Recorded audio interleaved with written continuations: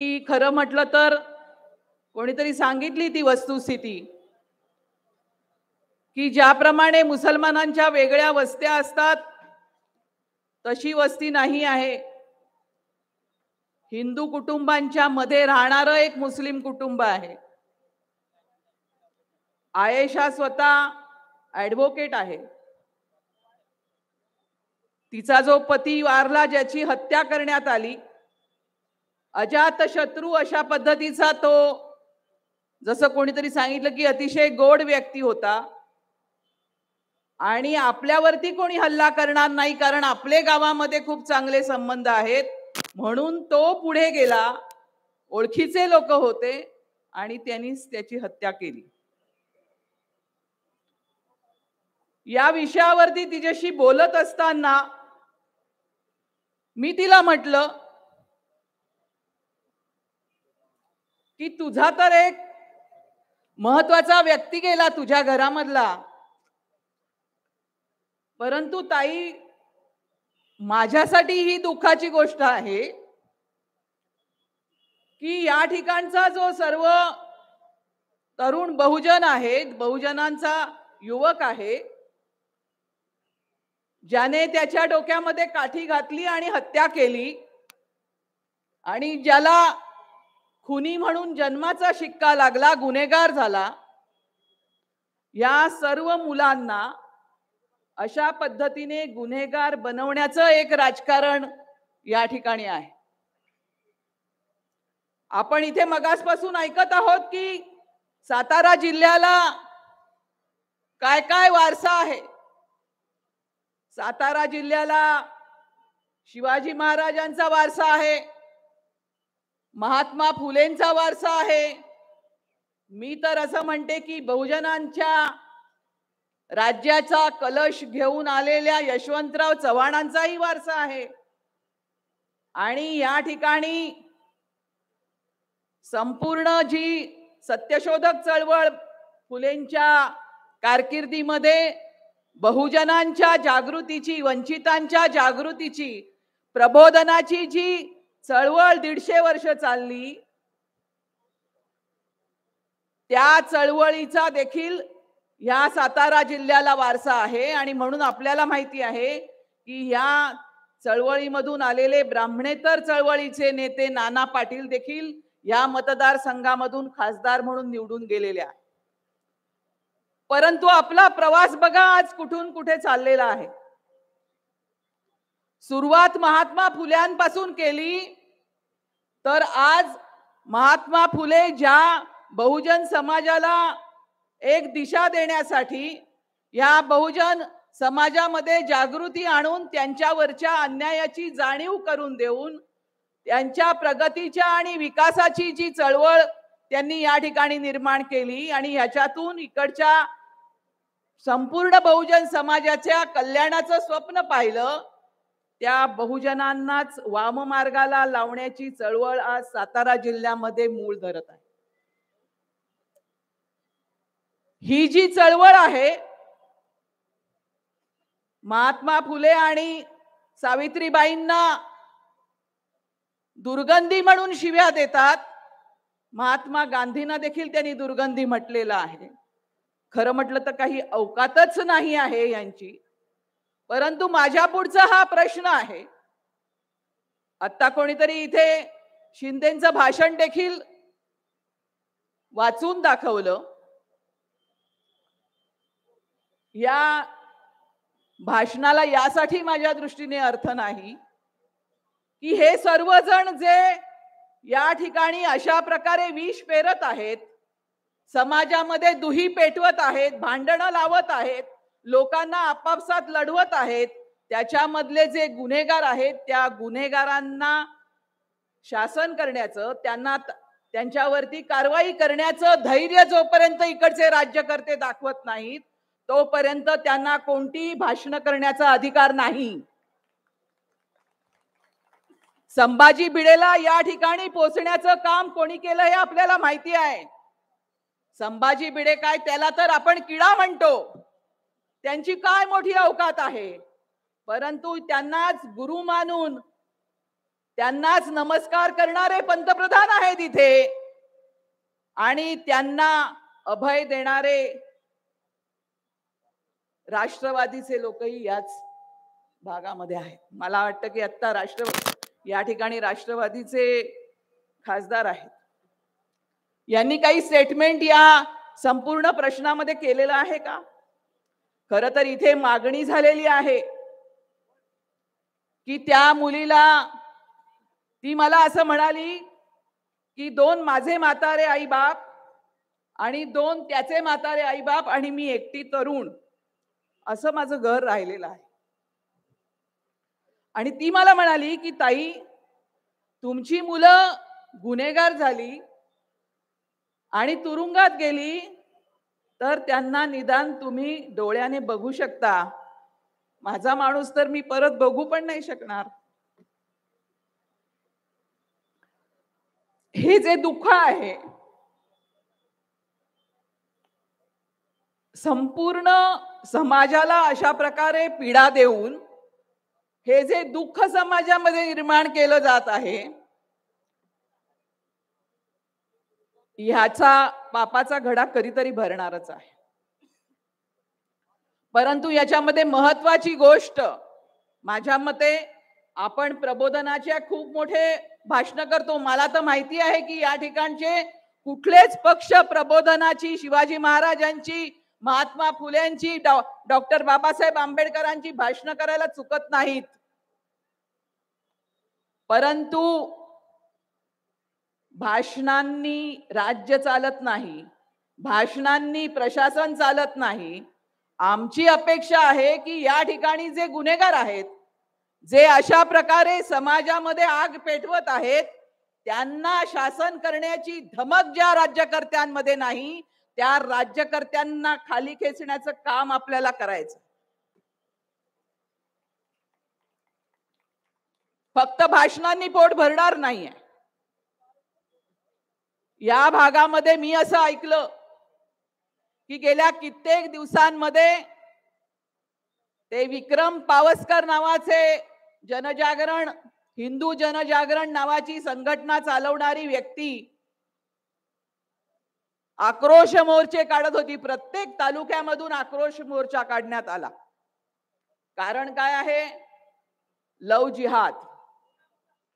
या लव जिहादच्या प्रश्नावरती याच्या अगोदरच्या मंत्रिमंडळामधले मंत्री मंगलप्रभात लोढा यांनी महाराष्ट्राच्या विधानसभेमध्ये असं सांगितलं होतं की 1 लाख लव जिहादच्या केसेस महाराष्ट्रामध्ये झाल्या. आणि म्हणून विधानसभेच्या आमदारांनी जेव्हा विधानसभेमध्ये प्रश्न विचारला की लव जिहादच्या किती केसेस महाराष्ट्रामध्ये झाल्या,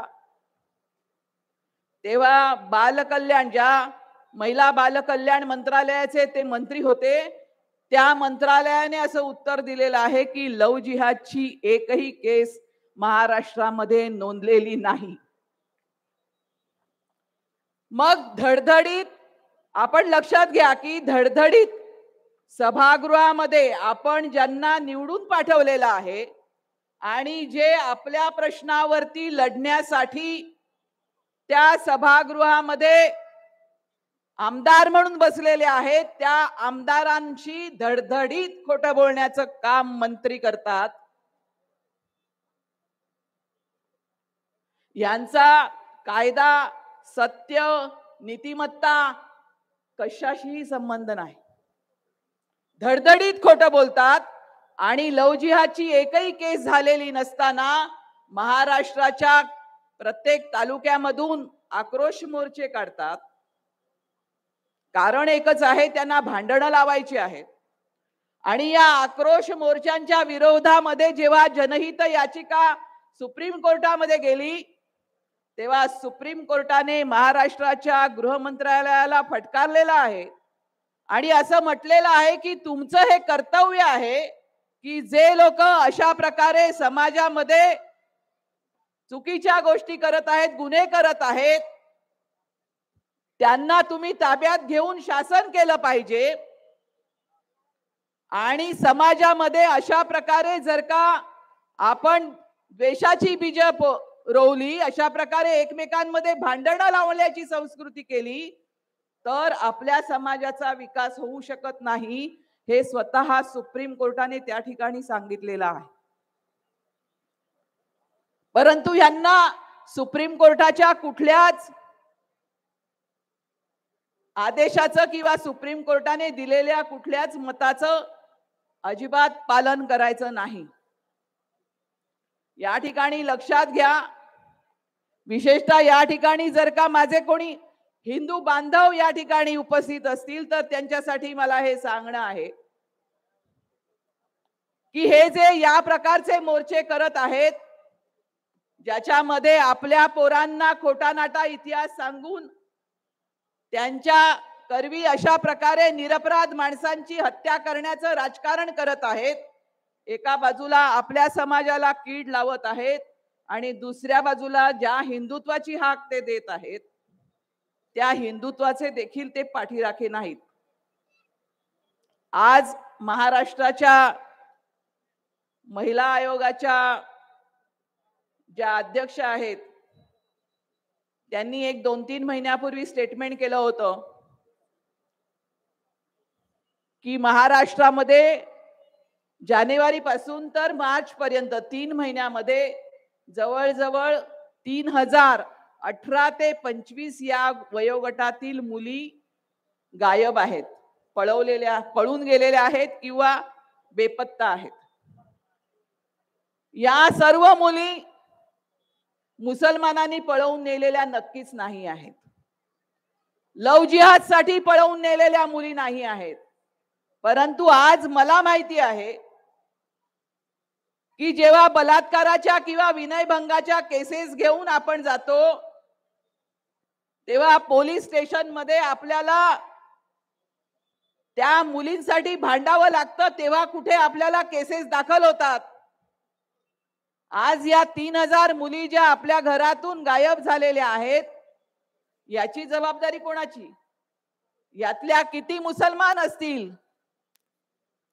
यातल्या बहुसंख्य हिंदू मुली आहेत आणि या हिंदू मुलींच्या कल्याणाचं किंवा त्यांच्या भवितव्याचं ज्या सरकारला काही पडलेलं नाही ते सरकार लव जिहादच्या प्रश्नावरती मुसलमानांना ठोकण्याचं काम कशा प्रकारे करू शकतं?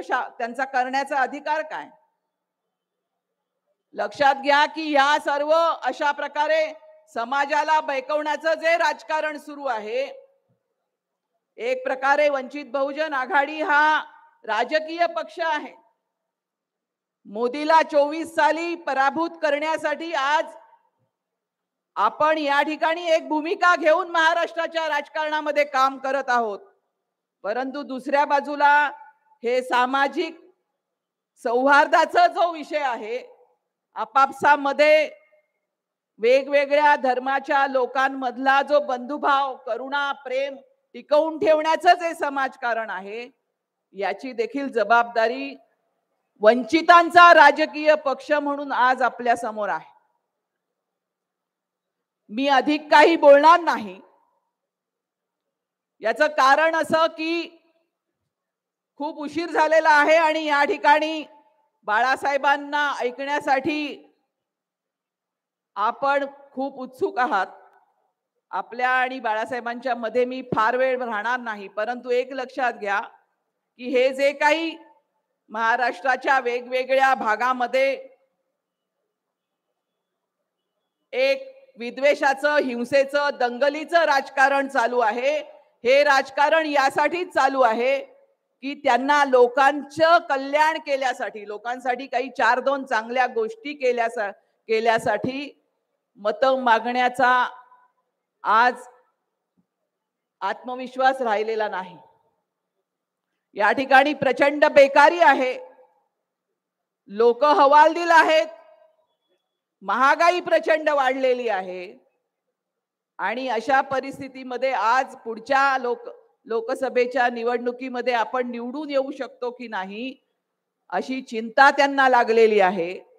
आणि त्यामुळे समाजामध्ये अशा प्रकारे विभागणी करायची, लोकांना धर्माधर्मामध्ये वाटायचं आणि त्याच्या आधारे मताची पोळी शेकायची, असं जे राजकारण आहे हे राजकारण पराभूत करण्याचं कर्तव्य, पराभूत करण्याची जबाबदारी वंचित बहुजन आघाडीची आहे.